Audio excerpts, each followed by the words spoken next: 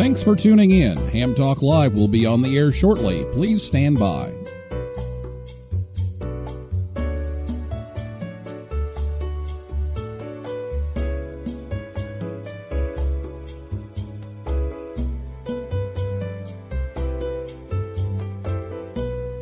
Thanks for tuning in. Ham Talk Live will be on the air shortly. Please stand by.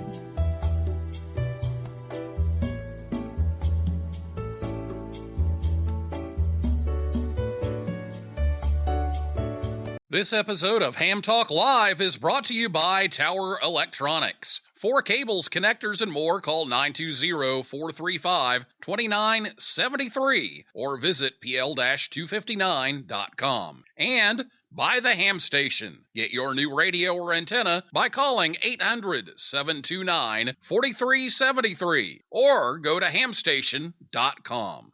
It's Ham Radio.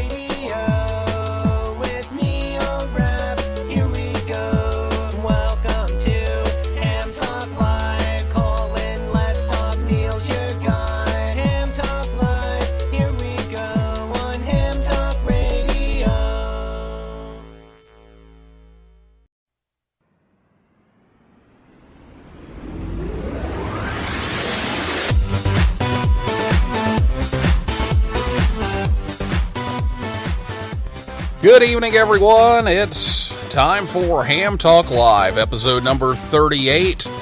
It's the author of the book Contact Sport, J.K. George, N3BB, recorded live on Thursday, November 3rd, 2016. I'm your host, Neil Rapp, WB9VPG. Thanks for tuning in to this episode of Ham Talk Live. Tonight we'll be joined by noted author J.K. Jim George, N3BB, to talk about his latest book entitled Contact Sport. And we'll take your calls live in just a few minutes. Last week on the show, Gerald Youngblood, K5SDR, was here to talk about his company, Flex Radios. So if you missed that show, you can listen anytime at hamtalklive.com, or you can listen on iTunes, Stitcher, Google Play, TuneIn, SoundCloud, or YouTube. So get your questions ready to go for Jim. After the introduction, you can call us on Skype. That username is HamTalkLive, or you can call us by telephone. The number is 812-NET-HAM1, 812-638-4261. You can also tweet your questions to us. Our Twitter handle is at HamTalkLive, and you can also post a comment on the website. We'll take a look at those and be back with N3BB right after this word from the Ham Station right here on Ham Talk Live. This episode of Ham Talk Live is brought to you by the Ham Station. For over 37 years, the Ham Station has sold new and used radios, antennas, accessories, and equipment to hams everywhere. Give Dan or Jeff a call at 800-729-4373 or order online at hamstation.com. Ham Station carries all the major brands like ICOM, Yaesu, and Kenwood, and they have a wide selection of radio scanners, MFJ accessories, Heil sound products, amplifiers by Mirage and Ameritron, Cushcraft antennas, and more. Easy online ordering is at hamstation.com or call 1-800-729-4373 to place an order and talk it over with the experts. The Ham Station, proud to sponsor this episode of Ham Talk Live. Ham Talk Live, now with 30% less calories and no trans fat.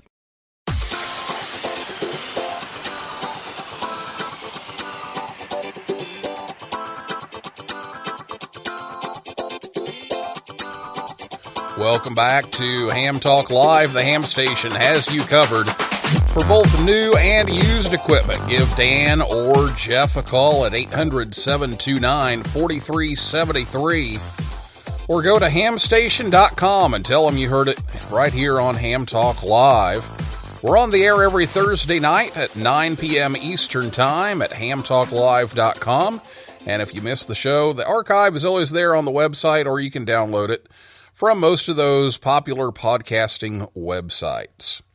J.K. Jim George, N3BB, has been an avid amateur radio enthusiast with a special love for Morse code and radio sporting since his teenage years over 50 years ago. He started his hobby listening to shortwave broadcasts and long-distance AM radio stations. He is a graduate of Virginia Tech, where he was president of the VT Amateur Radio Club and was inducted into the Virginia Tech Academy of Engineering after serving as chair of the advisory boards for both electrical and computer engineering, as well as the College of Engineering. He is an avid Virginia Tech sports fan and has completed grad school at Arizona State University, specializing in semiconductor materials physics. Jim's professional career was primarily at Motorola, where he worked in the semiconductor business for nearly 40 years and served as corporate vice president for nearly 15 years. Following his retirement, he was a founding member of the advisory board for KUT-FM, the public radio station of the University of Texas at Austin. George enjoys reading and writing, and he and his wife live in the Hill County west of Austin and have 3 grown children and 5 grandchildren. His first book was entitled Reunion, a novel about a difficult relationship between a father and son, as well as a lifelong friendships with a unique high school peer group. And his latest book, Contact Sport, tells the story of the 2014 World Radio Team Championships. And let me also add that Jim spent part of his youth growing up down in eastern Kentucky around Paintsville, Kentucky, which is the home of former University of Kentucky basketball star and current Alabama assistant coach John Pelfrey. And so anybody that knows me knows I'm a UK fan, so I had to throw that in there. Jim, welcome to HamTalkLive. Hello, Neil, and obviously you're a member of Big Blue Nation, and I guess I have to confess here that obviously if you grew up in eastern Kentucky, southwestern Virginia, and southern West Virginia, note those geographic adjectives are really important. You are clearly a child of Appalachia, so I confess I am. Yep, very good. So do you know John Pelfrey? Did you No, did you know who he was? You know, I know the name, Okay. but actually to show you how old I am, the big sports hero for UK at the time that I was a kid in Paintsville was Babe Parilli of the football team. Ah, okay. Well, very good. So you've got that whole UK history going there. So, and everybody always wants to know, how in the world did a UK fan end up in Bloomington, Indiana? There you go. Lifelong Hoosier, but I grew up watching the wrong TV channel, I guess, and got started on UK basketball very, very early on, and so I'm kind of a fish out of water in Bloomington, Indiana. But anyway, well, let's get into the book here, Contact Sport. Tell us a little bit about that book and the storyline and what inspired you to write it. Well, first of all, thanks very much for having me on Ham Talk Live. And also, I don't know if people know about you, but you're such an effective and inspirational high school teacher. You know, you teach AP, you're sort of like Mr. Perfect in terms of high school teaching, and I admire that so much. And I want to say hello to hopefully a number of my friends, family, high school buddies from long ago, plus people I know from ham radio and scattered over the U.S. and probably other countries. So hello out there in internet land. Oh, thank you. But to address your question, the book came up as somewhat of a surprise to me. I have competed in the WRTC. I was a competitor in 2000 in Slovenia, and I was a referee 2 years later in 2002 in Helsinki, Finland. So I love it's one of my favorite radio sporting events, other than the Morse code sprint. But the idea for this came in a phone call or an email from Doug Grant. Doug is K1DG, and I've known him for years we competed in the semiconductor industry.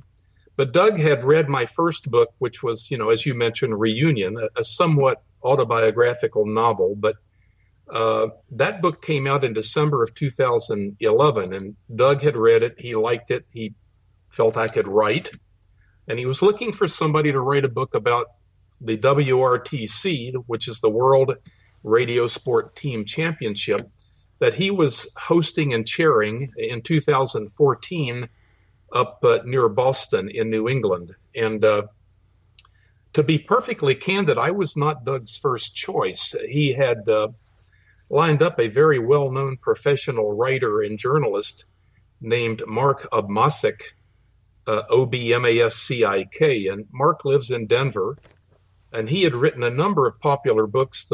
The best known, I guess, is the book about really obsessive, competitive, wacko, wonderful bird watching called The Big Year. Of course, that went on to be a movie with Steve Black and Owen Wilson and Steve Martin. But and he had agreed to write the book, and but Obmasik was pulled off the project somewhat at the last minute by his publisher in Colorado to write a book about the legalization of marijuana out there, and so he left Doug high and dry, so to speak. And just as a personal note, Mark Obmasik did end up contacting me.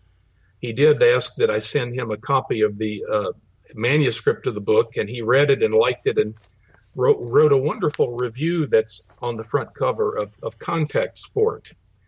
But I only had 1 month to decide whether I could do this, to get back to Doug Grant. I told him I feel I can do it. I love the contest. I have the background, but I'm going to have to get a publisher to support this work. I want it in all the retail stores. I want it available worldwide. And I pitched it, and luckily I got a contact through a local publisher here in Austin called Greenleaf Book Group. They're very good, and they were wonderful. And so, that all fell together, and boom, I was ready to commit to Doug about the project. Well, that explains a little bit about some of Doug's comparisons of contesting to bird watching. So that actually ties together a few things there. So, yeah, he's familiar with certainly the Big Year and had contacted Mark Obmasik, and so Doug is quite a mover and shaker. And I will say that the World Radio Sport Team Championship would A, not have happened, and B, wouldn't have happened so extremely well under his stern but fair leadership. Very good. Well, let's go into that a little bit. The WRTC championships. You traveled to Boston to start doing your interviews and writing and recording everything and trying to put all this together.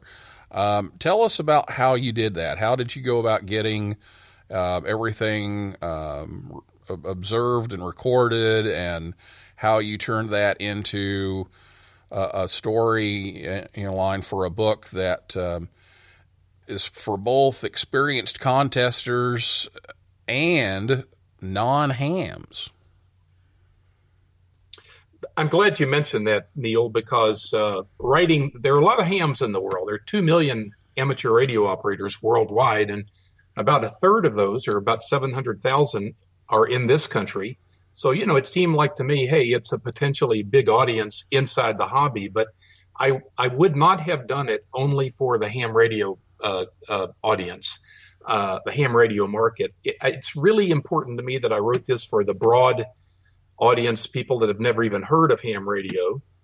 And so when the project got a green light all across the board, I booked a flight literally a week before the event.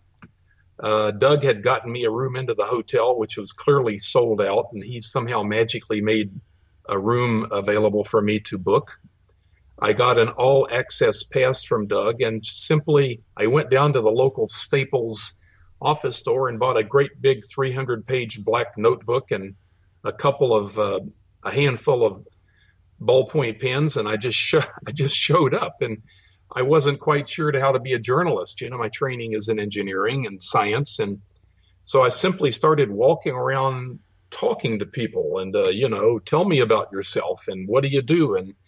And I thought, oh, this is cool. I noticed they were looking for people to be volunteer drivers for the teams because most of the teams, probably 3/4 of them, were from outside the U.S. There were people from 40 different countries.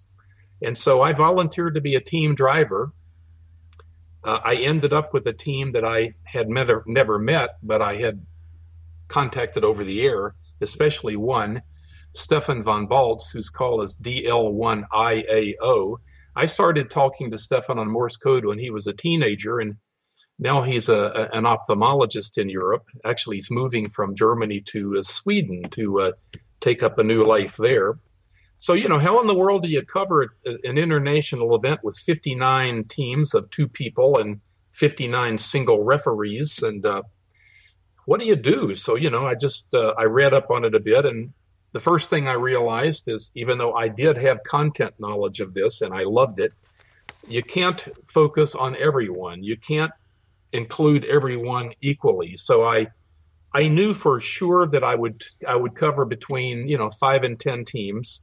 Although all the teams are mentioned at the end, all the results for every one of these events going back to, I think, 1996 or earlier, they're all in the book in an appendix. But so anyhow, I knew that I would focus. I knew the story would cover the winning teams, the top 1 or 2 or 3.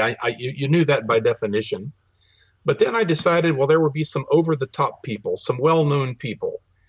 And in addition, since for the first time we had a women's team that happened to be 2 women from Germany that had fully qualified with no reservations, I wanted to cover them. A, I thought they would be interesting, and B, frankly, I wanted to reach out to the women readers who may not be hams. And there were some really over-the-top personalities. There was George DeMontron, the very well-known civic leader from Houston who owns a bunch of car dealerships and RV centers, and Scott Redd, who's a retired admiral in the Navy, who was the first director of the United States Counterterrorism Center, a huge name, and a fellow named Tom Georgens, who was a CEO of a big data networking company in California, and a fellow from Europe called Tano Vak, who's an Estonian guy, very strong personality, who has a big track record. And there were the defending champions from Russia who won the one in Moscow. So, I ended up with a good mix of interesting people and also people from a meritocracy point of view that finished really, really well. And then I found, I guess, which is not too surprising, but I didn't think about it at the time, since I was more or less embedded with the team as the driver and on their site, not all the time, but almost all the time, I got really close to this team. I saw the setup. I saw them working. I had my meals out there. I drove them to and from. And so anyhow, you just sort of get into it that way, and then things start to happen. And it really worked out fabulously well. Sounds like a great experience where you can take some time to get to know these people and really dig into it. So that sounds great. One of the comments that's on the Amazon store had this quote, with the turn of each page, I found myself becoming increasingly engrossed in not only the details of the story, but also the intense suspense that made it extremely hard to put the book down. So tell us, how can we get a hold of a copy of this book so that we can't put it down either? And also talk about your upcoming Audible book release coming. Well, thank you. Great setup questions. And I stumbled into a number of things that made the book absolutely, I think, fascinating. First of all, roughly a third of the book has nothing to do with radio sporting, with ham radio, or with anything to do with this technical event. The book has to do, since I was writing it for a broader audience, there were a lot of things in it that were not controversial or dramatic. It has a ham widow's ball for the people who were there who were not competing. It has backgrounded. But then I got lost. Here I am, a U.S. driver, and I was completely lost and really put my team into danger. There's a big chapter which many people feel is the best chapter in the book called A Bad Trip. And it's not about drugs. It's about an incompetent guy from Texas getting lost in the woods of Massachusetts. It was a very, very isolated site. But I also lucked into the tightest and most controversial of these World Radio Sport Team Championships of any to date. The judges really focus on the top three medals. All teams are ranked, but number one wins the gold. It's like the Olympics. Number two wins the silver, and number three wins the bronze. And those are the three teams that come up on the podium, get their medallions, get their pictures taken, and they're really the ones in the photographs. And that's where you want to be, of course.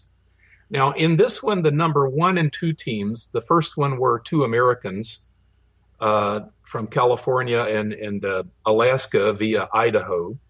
The number two teams were two fellows from Slovakia, and they pretty well had a lock on number one and number two. Their scores were really far enough ahead that sort of just a meteor hitting the computer scoring everything. They were a lock. But number 3, 4, 5, and 6 were so close together that, you take all the results and grind them into a gigantic database, and you eliminate the errors and bad contacts and this and that.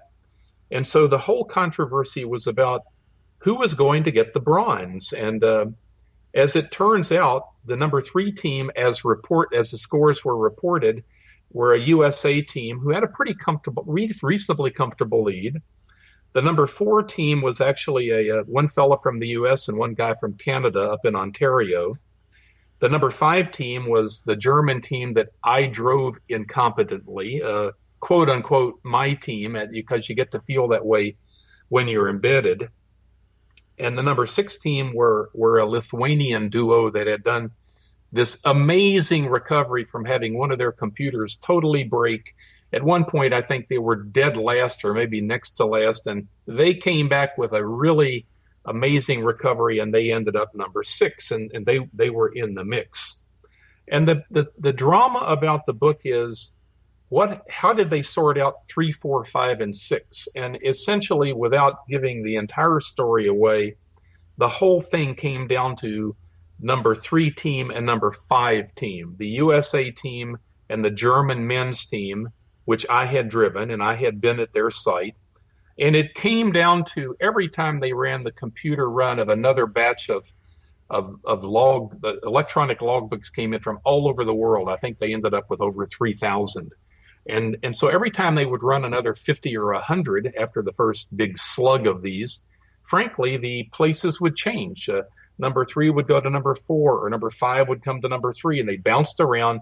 Finally, it came down to the USA team and the German team. Every time they ran it, they would flip, they would flop. They did not know who won this contest when the judges went to bed late Sunday night around midnight. And remember, they were going to award the prizes at a big banquet on Monday night, roughly at 8 o'clock local time.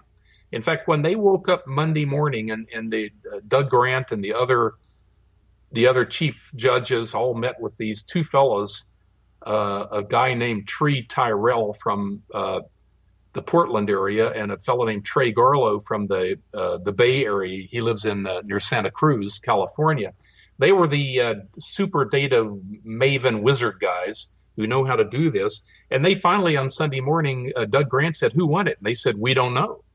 And so Grant ordered 2 little stick-on bronze scripts to go on the one and only big, handsome oak plaque. And roughly, I guess, at about 11 or 12 or noon on Sunday, Grant said, "Well, we have to make a decision here because we're not going to have a tie," although some of the judges were prepared to award a tie. And it came down to, rightly or wrongly, it came down to one contact, because the contact was with a different country, which is called a multiplier, and the different country would sway it more than simply a couple of new contacts plus or minus. And I'm not gonna spoil it, but the different country, which happened to be a Greek island, a small, tiny Greek island with something like 600 people that lived on it within 10 miles of the Turkish mainland. It was part of the Greek Dodecanese island chain. Rhodes is the largest island. It came down to a single contact with an elderly British gentleman who was vacationing there with a really simple little teeny ham radio set.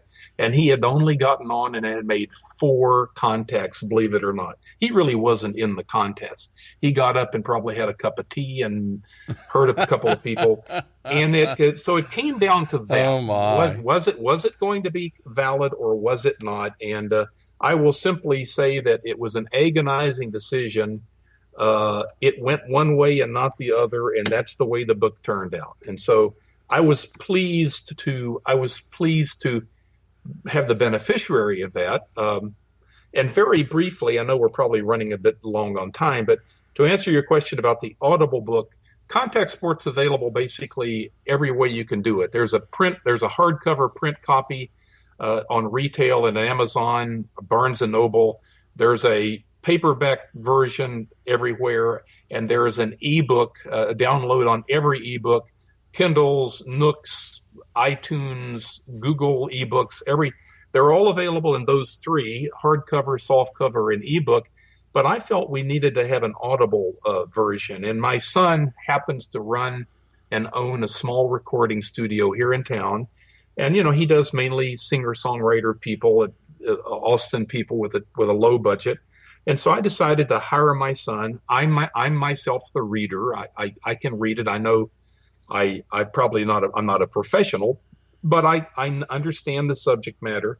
I've got one more session with my son to finish my portion, and then it's going to take him 4 to 6 weeks to do eliminate the breaths and the silences and the coughs and all the stuff, to mix and master it. It then gets uploaded to an organization called I'm going to do this from memory, Audible Creation Exchange. I think it's ACX, Audio Creation Exchange. Anyhow, that's close if not exact.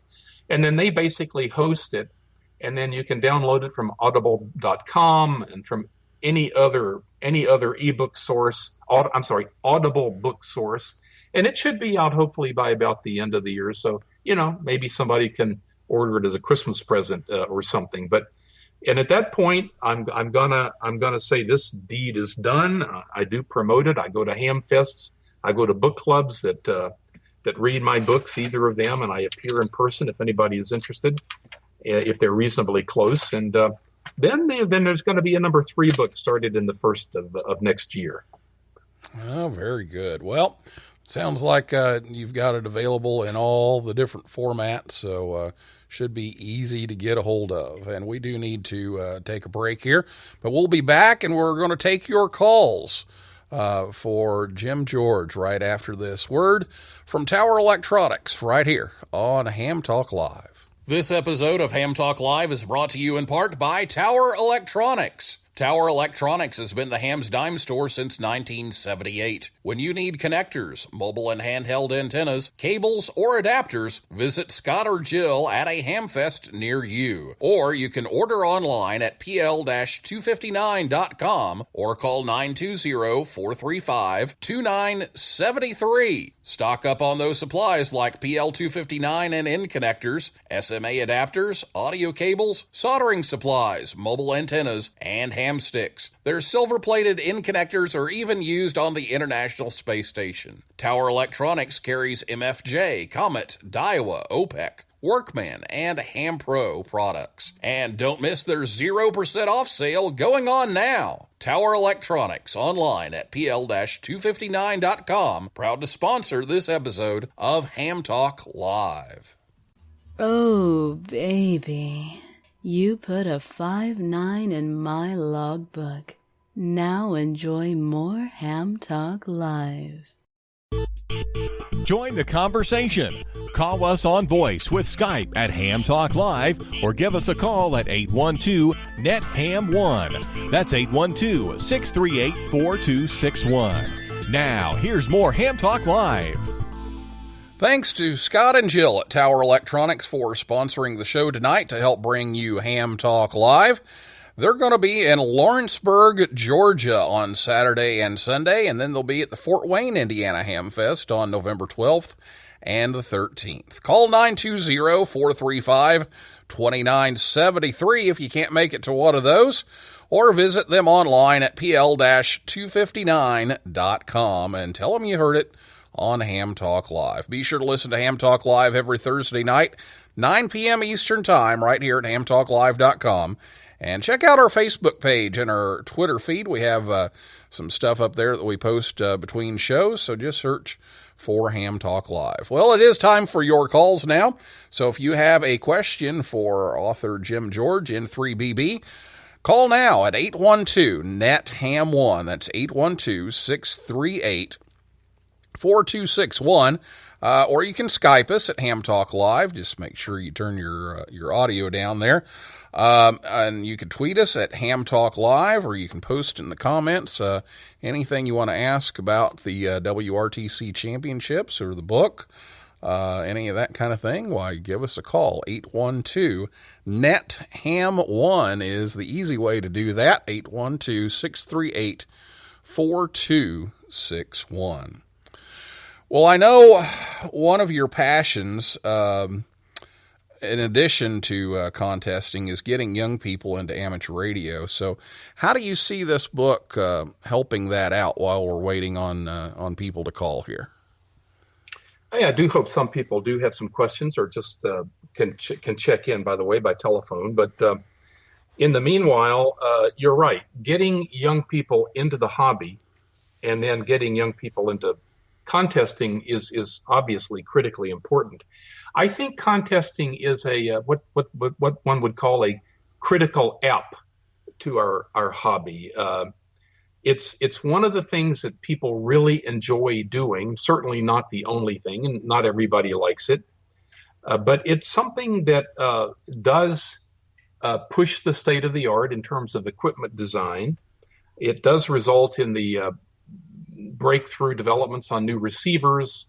In fact, I guess Gerald Youngblood last week talked about software-defined radios with his company Flex Radio. And, Flex is responding to the demand of contesters. But basically, it's critical that we get young people in. And contesting is an interesting thing. It's got a startup. It's challenging. You can't simply just do it with no experience. And so, and also people that start, especially if you're young, you don't have a lot of money. You're maybe working a part-time job or mowing yards or something to get your equipment. So realistically, you can dabble from your home station. You can make plenty of contacts, but you're never going to be winning the things. So one thing I'd recommend people do is they find, first of all, it's critical. You join the local ham radio club. And in a place like Austin here, there are 3 or 4 ham. There are a number of ham radio clubs. Some are very general. Some are pretty staid. Some are into operating, like going to DX locations and faraway places, and some are into contesting, and some are into emergency communications. But join an active ham radio club where you can get mentoring. That's crucial. Get somebody that's experienced to help you learn this game. And then you're going to find that there are people that own stations, and they just love to have people come out and operate their stations in a team. Those are called multi-operator events. So number 1, join a club. Number 2, join a club that's got an element of interest in radio contesting, radio sporting.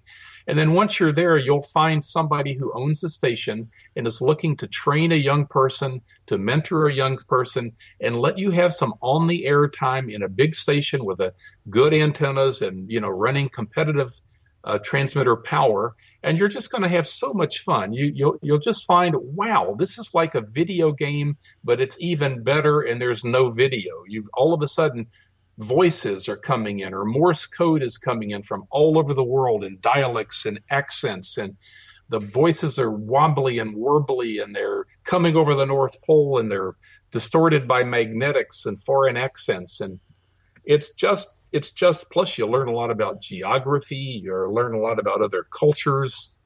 So bottom line is, find a club, find an active club, get mentored in radio sporting, go to somebody and join their team as an operator, and highly recommend it. Yeah, I've found that ham radio is really a truly interdisciplinary activity that reinforces everything: math, chemistry, physics, history, geography, foreign language, you name it, it covers it. And so it's a great tool to use for educating young people. And speaking of young people, we do have a tweet here from Sterling Coffee in 0SSC, who says that I stole his question already, but wants to know how many young people were participating in the WRTC that you wrote the book about. Wow, I'm so glad you asked that question, because I had neglected to mention that one of the 59 teams, Sterling, was actually specifically designated to be a youth team. And the youth team actually was very interesting. I'm actually looking in the book now to find the call letters from the youth team, but and for some reason, let me see. Well, I'm under pressure here. I'm not finding it, but I can tell you that the youth team had two people on it. It had Whiskey Quebec 2 Mexico, and it had a wonderful Italian guy. Here it is. It had IZ1 LBG, Lima Bravo Golf, and their call was K1T, K1 Tango, and they finished number 29 out of 59 teams. And they were specifically designated as the youth team, and as such, we wanted to. And I think to be qualified, you could not be 25 years of age or older. And they were a wonderful team. Paul is a graduate student at Seton Hall up in New York in international relations. He'll be wonderful. And IZ1LBG, for some reason, I've got a brain blank on his name, but he's a wonderful guy, very expressive, very outgoing, wonderful, a head of tousled hair and full of moving his hands around and talking, very expressive. And he was over there traveling with his mom and dad, and they were going on to see the U.S. So they were the only team under 25, although there were several teams who were there in their 30s. But a lot of people were probably over the mid 40s or over. Okay, very good. We do have a call on the line here, so welcome to Ham Talk Live. Who is this? Yeah, thank you. This is Dave, K4COG, Jim, K8JPV. I knew him as K8JPV in Princeton, West Virginia. And Jim is the one that got me and my brother involved in ham radio, K8QQS. So, hello, Jim. It's been a long time. Wow. Yeah, it's David. It's David Jenkins.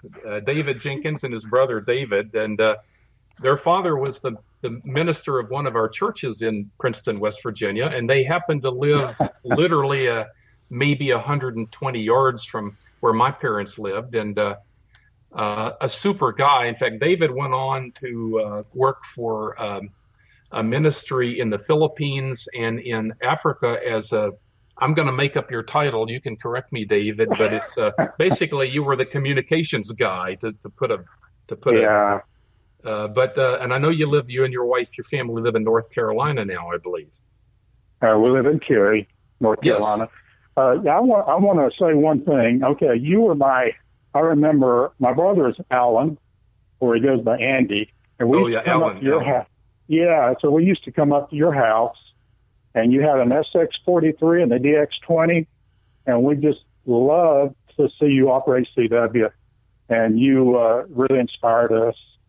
And so, we're not too active right now, but wow, it's good to hear that you're writing. Anyway, I wanted to mention Emory Research. What kind of impact did he have in your life, Jim?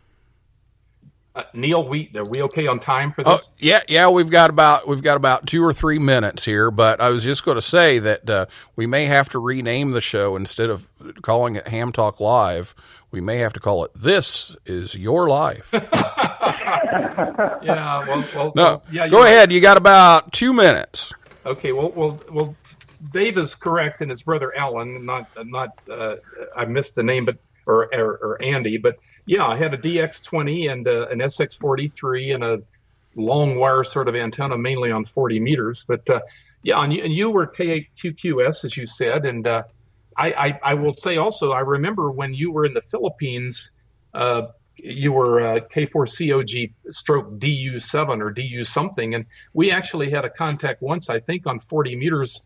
And you were running QRP, so that was pretty cool. But you mentioned Emory Reeser. It was a W8 Golf Charlie Zulu, and he was my mentor. And to people that don't know this term, there's a term in ham radio, whoever has a mentor, the word is, and don't ask me where it came from, it's Elmer, E-L-M-E-R. But right. An Elmer is a term of great admiration and respect. And Mr. Reeser was my Elmer, and a very, very prim and proper older man, a wonderful, wonderful guy, and I owe him a lot.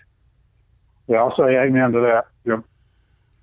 Well, thanks for calling, Dave. It's really good to hear your voice, and regards to your wife. Okay, good luck on your books. Thank you. Thank you for calling, Dave. Appreciate it. Thank you, Neil. All right, take care. 7-3. 7-3. All right. Well, we're just about out of time. We've got a minute here.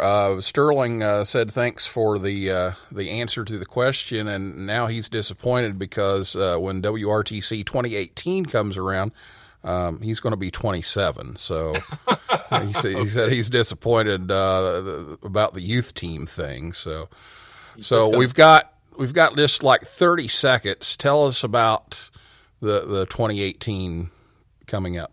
Oh yes, I'm glad you mentioned that. A group of German hams put in a bid for 2018, and this, by the way, this event now runs every 4 years. So with it up in New England in 14, it's going to be in Germany, and I think it's northern Germany in 2018. There's a handful of people coordinating this, and I'm not going to mention their calls. One is Michael Hoding. I can't remember his code. It's a DL6, DL1QQ. Sandy Raker is part of the fundraising group. They're going to have a terrific event, well organized. It should be just great, and I wish them all the best. All right. Well, thank you so much, Jim, for coming on. We really appreciate you taking the time to talk to everybody about this and take the calls, and best of luck on getting that Audible finished up. We'll be looking forward to it. Neil, thanks so much for the opportunity to be on your show. You did a great job, and I'm a fan now, and thank you very much. Oh, you're very welcome. Well, that is a wrap for this week's edition of Ham Talk Live. Thanks to my guest, Jim J.K. George, N3BB, and everyone out there in cyberspace for listening and calling in. And I'll invite you all back next Thursday night at 9 p.m. Eastern Time. And for a list of all of our upcoming guests, visit HamTalkLive.com. So for now, this is Neil Rapp, WB9VPG, saying 7-3, 7-5, and of course, may the good DX be yours.